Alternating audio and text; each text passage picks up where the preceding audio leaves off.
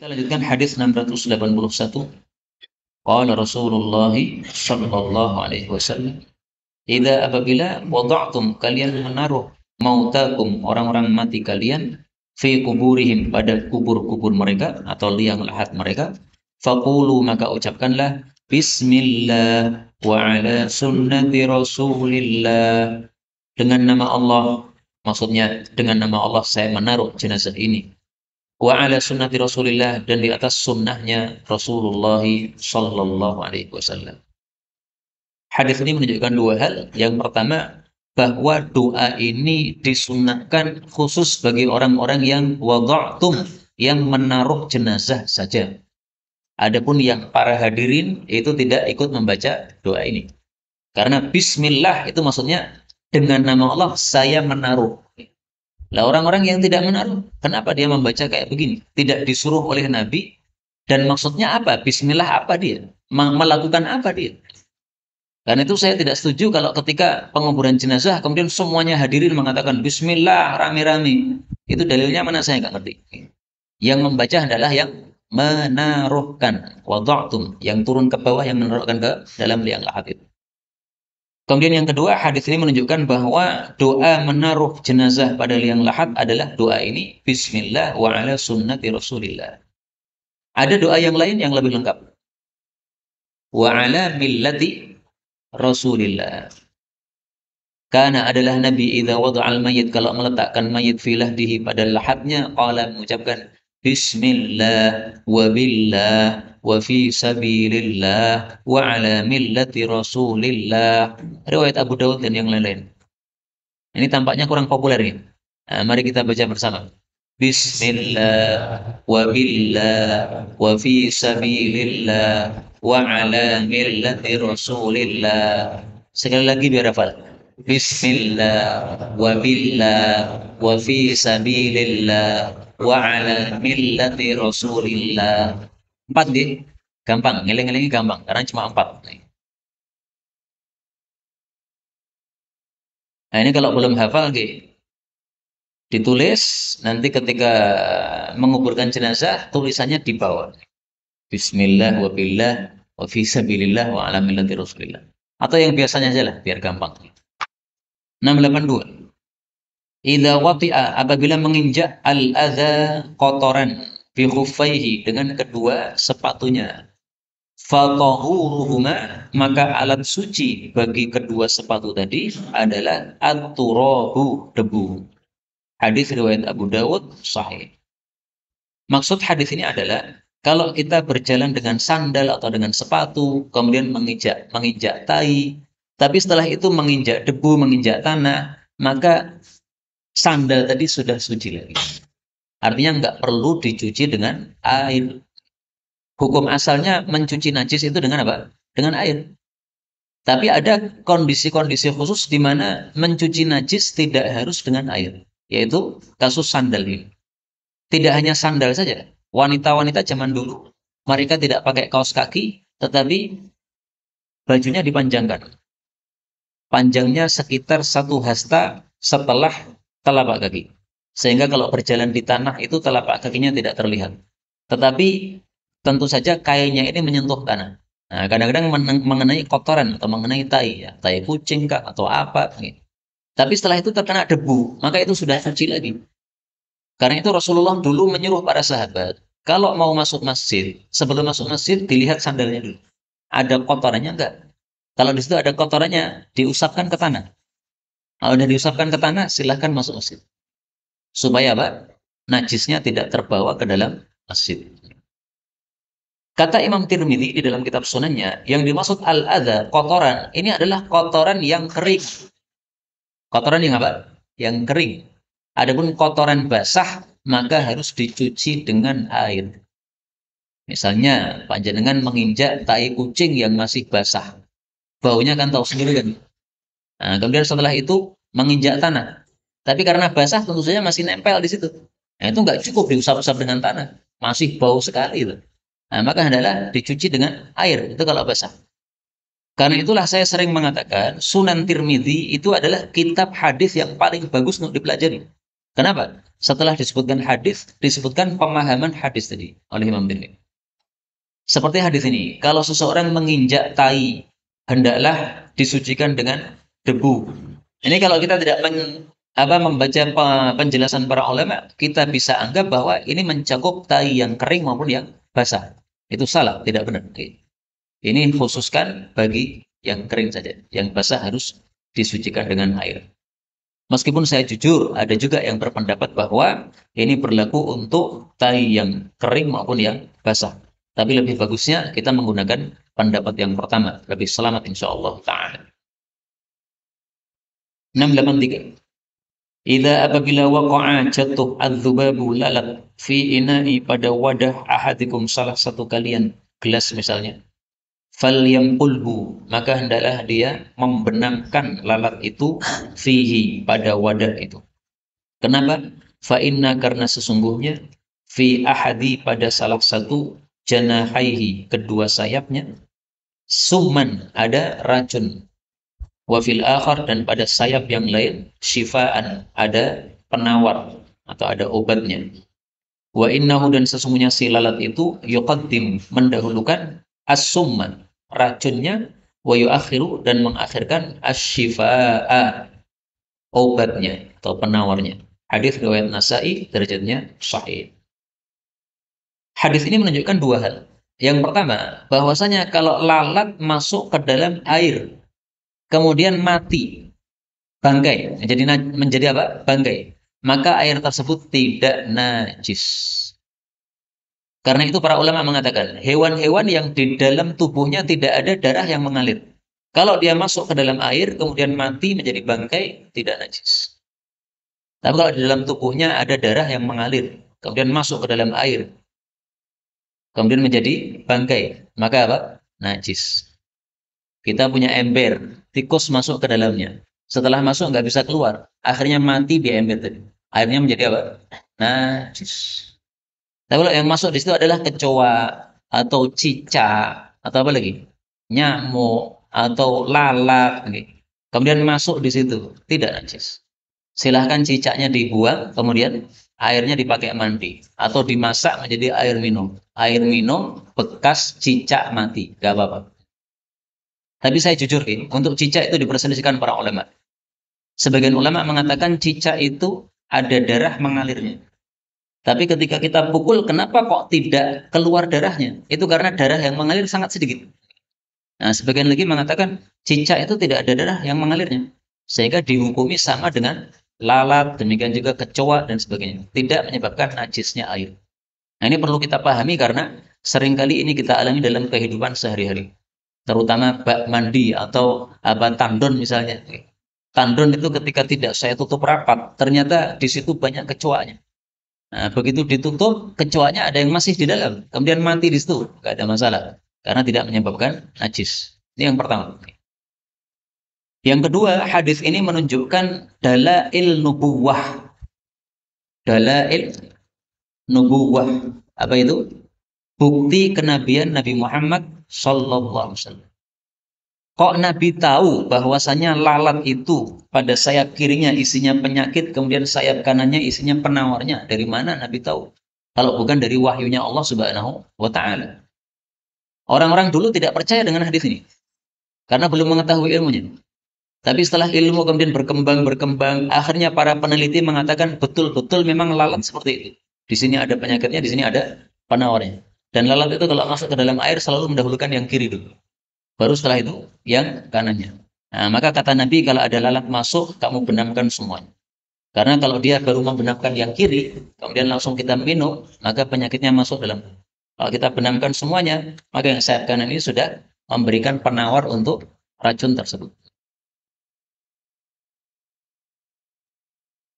Jangan meniru seorang dokter dari Mesir. Saya tidak usah sebut namanya, sudah wafat beliau. Beliau mengatakan hadis ini dhaif karena tidak masuk akal. Nah, maka kita jawab, hadisnya sahih, akalmu yang lemah. Tidak bisa menerima wahyu dari Nabi sallallahu alaihi wasallam. Wahyu dari Allah yang disampaikan oleh Nabi sallallahu alaihi wasallam.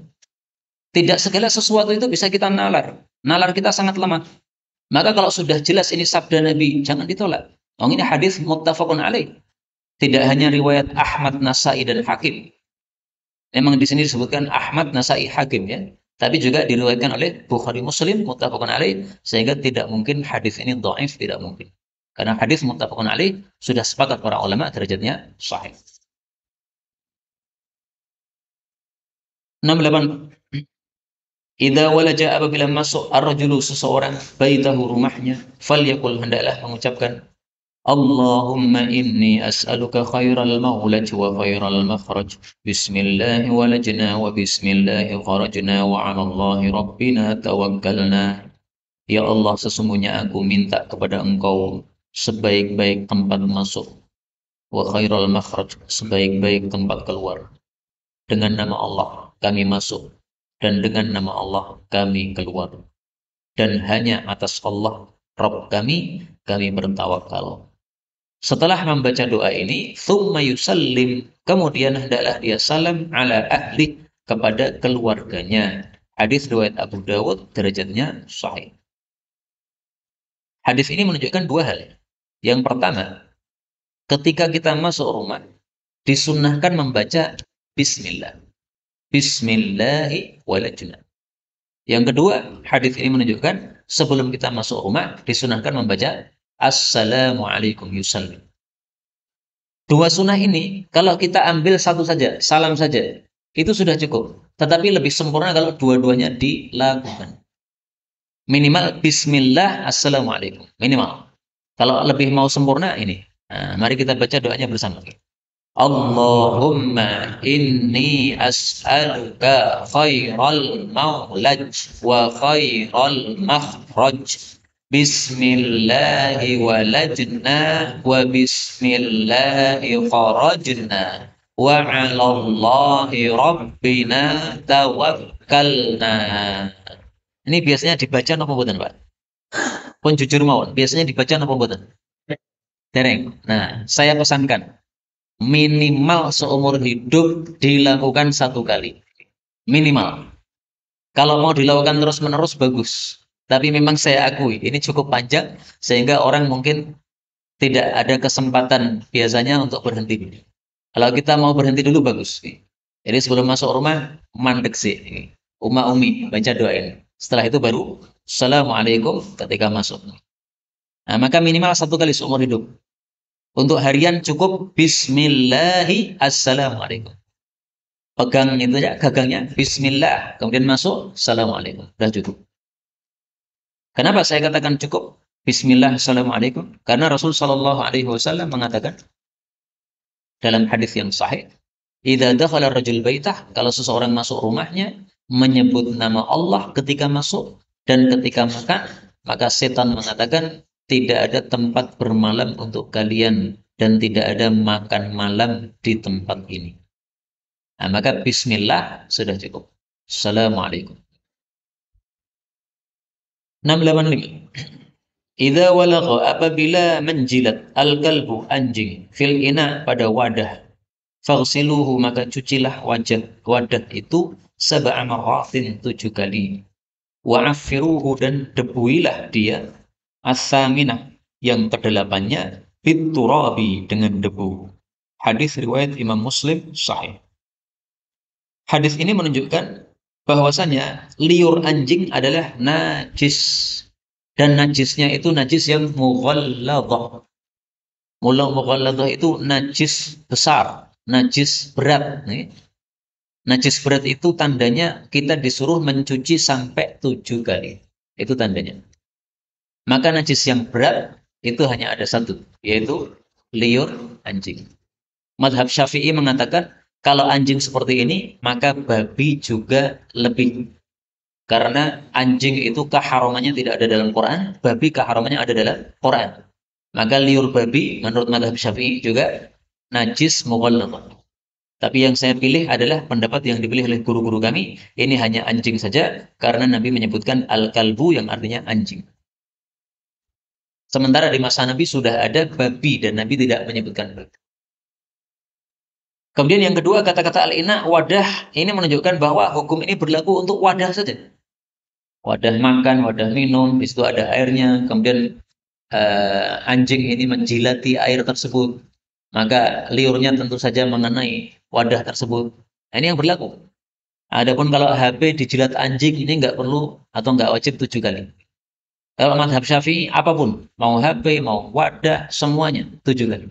Nah, panjenengan silakan kalau mau pakai mazhab Syafi'i silakan 7 kali, salah satunya dengan debu. Kemudian faksiluhu, cucilah. Kata-kata cucilah ini menunjukkan bahwa liur anjing adalah apa? Najis tadi. Tapi saya jujur, di sini ada perselisihan pendapat. Maka saya kasih garis bawah ini tanda di situ ada perselisihan pendapat. Imam Malik mengatakan air liur anjing tidak najis. Adapun disuruh mencuci, ini karena kita disuruh ta'abbud, yaitu ibadah kepada Allah. Pokoknya disuruh mencuci, mencuci. Adapun najis atau tidak, itu bukan urusan. Ini tidak membahas najis. Kata Imam Malik rahimahullah, ini hanya perintah mencuci saja, bukan menunjukkan najis. Tapi mayoritas ulama mengatakan najis. Sab'a marratin 7 kali. Ini pendapat mayoritas para ulama. Madhab Hanafi mengatakan cukup 3 kali saja pencucian. Adapun 7 kali ini hanya sunnah perintahnya, tidak wajib. Kenapa? Kata mereka, karena hadis ini diriwayatkan juga oleh Abu Hurairah. Sementara Abu Hurairah pernah ketika wadahnya dijilat oleh anjing, dia hanya mencuci sampai 3 kali saja, tidak sampai 7 kali. Nah, maka kata mereka, ini perawi hadis mempraktekkan hadisnya cuma 3 kali. Berarti 3 kali itu yang wajib, 7 kali itu yang sunnah saja. Tapi untuk kita pakai pendapat mayoritas ulama saja, wajib 7 kali. Karena kaidahnya mengatakan al-ibrah bima rawa la ma ra'a. Al-ibrah yang dijadikan pedoman adalah bima rawa, riwayat hadis yang dibawakan oleh perawi hadis. La bima ra'a, bukan pendapat yang dia pakai. Abu Hurairah meriwayatkan hadis 7 kali cucian. Tapi pendapat yang dia pakai ketika mencuci hanya 3 kali. Nah, yang dijadikan dalil yang mana ini? Pendapatnya atau riwayatnya? Nah, kaidahnya mengatakan al-ibrah bima rawa. Yang dijadikan pedoman adalah riwayat hadisnya, bukan pendapat atau perilaku dia. Maka perilaku dia nggak usah dipakai. Kemudian kata-kata ini, debuilah yang ke-8 dengan debu. Ini bukan berarti pencucian yang ke-8. Tapi maksudnya salah satu dari 7 cucian tadi dicampur dengan debu. Maka air dicampur dengan debu. Seolah-olah debu ini yang ke-8. Nah, maka disebut sebagai as-saminah, yang ke-8. Tapi maksudnya salah satu dari 7 pencucian tadi dicampur dengan debu. 686. Idza apabila waliya mengurusi ahadukum salah satu kalian akhahu saudaranya, yaitu jenazahnya, fal yuhassin, maka hendaklah dia memperbagus kafanahu, kain kafannya. Fa innahum, karena sesungguhnya mereka yub'atsuna, dibangkitkan fi akfanihim, kafan-kafan mereka, wa yatazawarun, dan mereka saling ziarah fi akfanihim, juga pada kafan-kafan mereka. Hadis riwayat Samuyah, derajatnya sahih. Hadis ini menunjukkan 2 hal. Yang pertama, perintah membaguskan kafan kalau kita mengkafani jenazah saudara kita. Kafan yang bagus itu yang bagaimana? Yang sesuai sunnah. Maka pilih yang putih, pilih yang bersih, pilih yang halal, jangan yang haram. Apa ada kafan yang haram? Ada. Sutra untuk jenazah laki-laki haram. Sutra untuk jenazah perempuan makruh. Maka nggak usah pakai yang haram, nggak usah pakai yang makruh. Kemudian pilih yang menutupi seluruh tubuh si mayat ini. Nah, itu makna kata-kata falil hasin, membaguskan itu mencakup semua yang saya sebutkan tadi. Kemudian kata-kata kafanahu ini bisa dibaca 2 bacaan. Fa-nya boleh di fathah, kafanahu artinya kain kafan. Boleh juga kafnahu, fa-nya disukun. Kalau disukun, maka terjemahnya adalah kafnahu, pengkafanan terhadapnya. Memasang kain kafan, itu namanya kafnun. Tapi kalau fa-nya di fathah, kafanun, itu kain kafan. Nah, maka dua-duanya benar. Membaguskan kain kafannya benar, membaguskan pemasangan kain kafannya juga benar. Pemasangannya dibaguskan sehingga rapi, jangan amburadul. Sehingga orang melihat iki sing bungkus sapa orang genah. Yang bungkus kacang sak-sake dhewe. Jangan begitu. Ini manusia ini dibungkus yang bagus, yang cakep. Kemudian yang kedua, hadis ini menunjukkan bahwa orang-orang yang sudah mati itu bisa yatazawarun, saling ziarah. Tapi bukan berarti kalau ada keluarga mati harus dikumpulkan dalam satu tempat. Tidak begitu. Karena ini ziarahnya ziarah alam barzakh. Meskipun kuburannya berbeda-beda, satunya di Solo, satunya Jakarta, satunya di Mekah, itu masih bisa saling ziarah. Bukan berarti kalau berjauhan nanti susah ziarahnya. Jangan dipikir seperti orang hidup di bumi. Ya. Kalau di bumi tempat yang jauh susah. Tapi ini alam barzakh kita nggak ngerti. Yang penting mereka saling ziarah. Nah, ketika ziarah itu pakai kain kafan yang kita pasangkan. Sehingga kalau kafannya itu dengan baju yang usang misalnya, yang sudah robek-robek, nanti akan ditegur oleh temannya. Anakmu siapa kok kain kafannya dikasih yang robek-robek? Nah, malu sendiri nanti. Maka di kafan yang bagus. 687. Idza halaka apabila mati Kisra, raja Persia. Julukannya Kisra. Fala Kisra ba'dah, maka sudah tidak ada Kisra lagi setelah dia. Wa idza halaka, dan apabila mati Qaisar, raja Romawi, julukannya Kaisar. Fala Qaisar ba'dah, maka tidak ada lagi kaisar setelahnya. Walladzi nafsi biyadihi, demi zat yang jiwaku di tangannya, latunfaqanna, sungguh betul-betul akan dinafkahkan kunuzuhuma, simpanan-simpanan keduanya, yaitu Kisra dan Kaisar, fi sabilillah, di jalan Allah Subhanahu wa taala. Hadis ini termasuk dalail nubuwah. Apa tadi dalail nubuwah? Bukti-bukti Nabi Muhammad sallallahu alaihi wasallam. Karena di masa Nabi sallallahu alaihi wasallam, Kisra dan Kaisar ini belum binasa. Mereka masih jaya. Tapi kemudian di masa sahabat-sahabat Nabi, mereka menjadi khalifah, di masa para tabi'in. Nah, maka kemudian Kisra dan Kaisar ini semuanya dibasmi oleh umat Islam, sehingga gudang-gudang kekayaan mereka diambil oleh umat Islam, digunakan untuk jihad fi sabilillah. Itu makna latunfaqanna kunuzuhuma fi sabilillah. 688. Idza hamma, apabila menginginkan ahadukum, salah satu kalian, bil amri, suatu urusan. Maksudnya urusan yang penting. Falyarkah, maka hendaklah dia salat raka'ataini, 2 rakaat, min ghairil faridah, bukan salat fardu. Tsumma liyaqul, kemudian dia membaca doa. Allahumma ya Allah, inni sesungguhnya aku astakhiruka, istikharah kepada engkau, minta pilihan kepada engkau.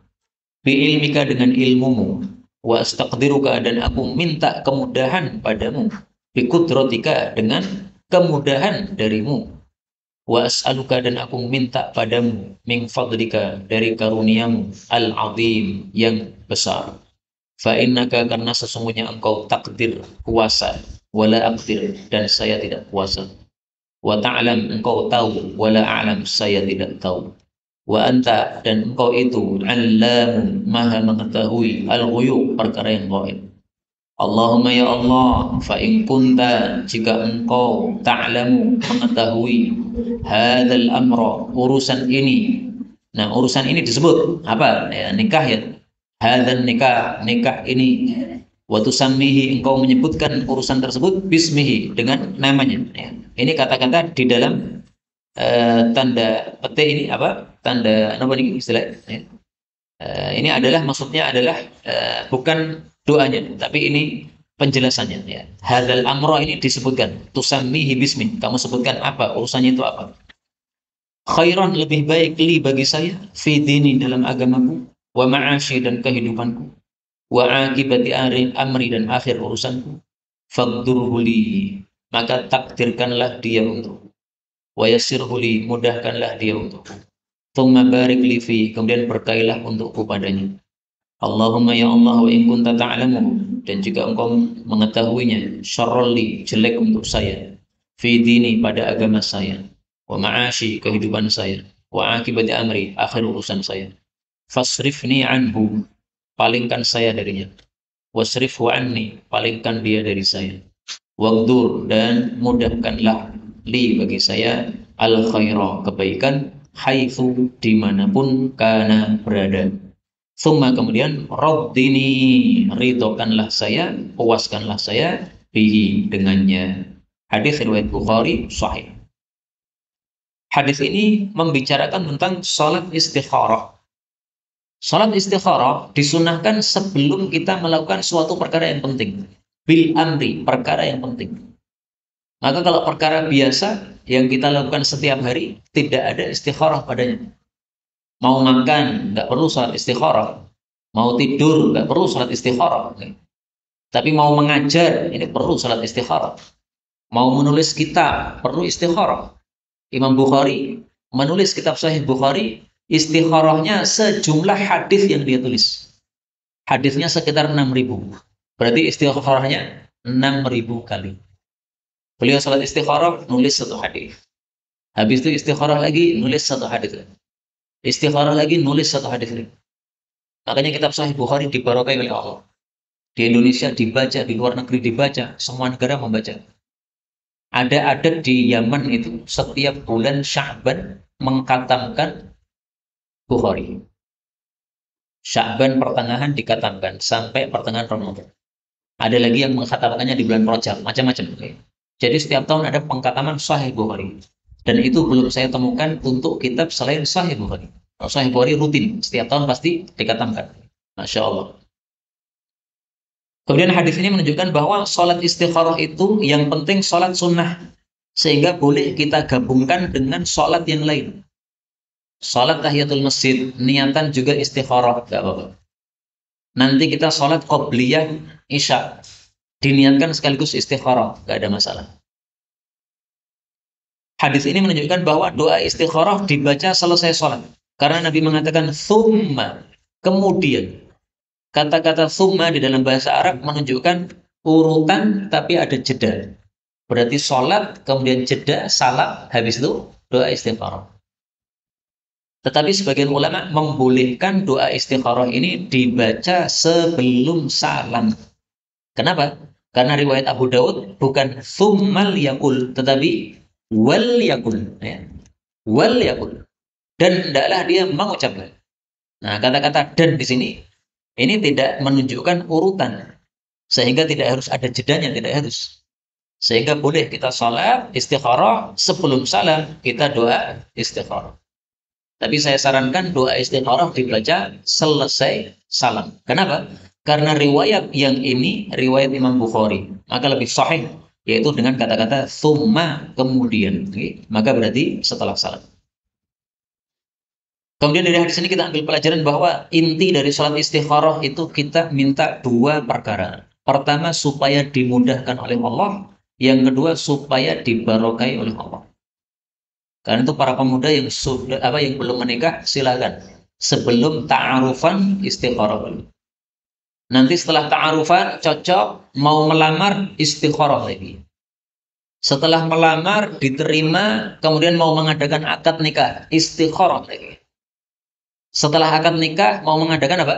Acara walimah, istikharah lagi. Nah, ini berkah insya Allah. Mudah berkah, itu inti istikharah. Dari mana taunya? Dari kalimat ini. Ini intinya. Yassirhu li tsumma barik. Mudahkan berkah. Mudahkan berkah. Ini Masya Allah. Doanya sangat mantap sekali. Mudahkan berkah. Mengajar seperti ini. Ini kalau istikharah jadi mudah berkah. Berkah itu maksudnya kebaikannya banyak. Mungkin contoh kebaikannya yang banyak, misalnya kajian ini direkam. Setelah direkam diupload di YouTube. Mungkin juga sampai ribuan orang yang melihatnya.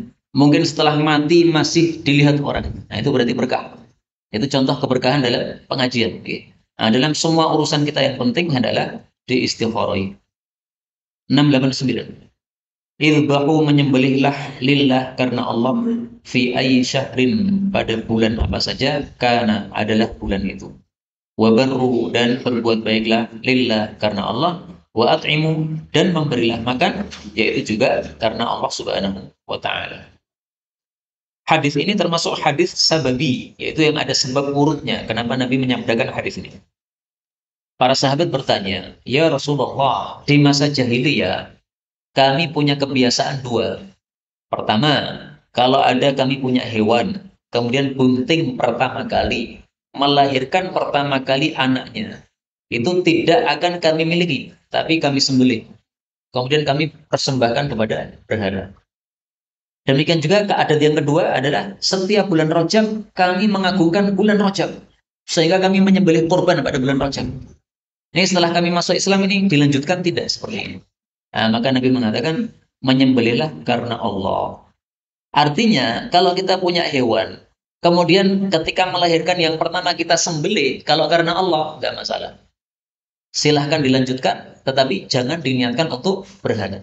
Tapi untuk bersyukur kepada Allah Subhanahu wa taala. Alhamdulillah kambing saya sudah melahirkan.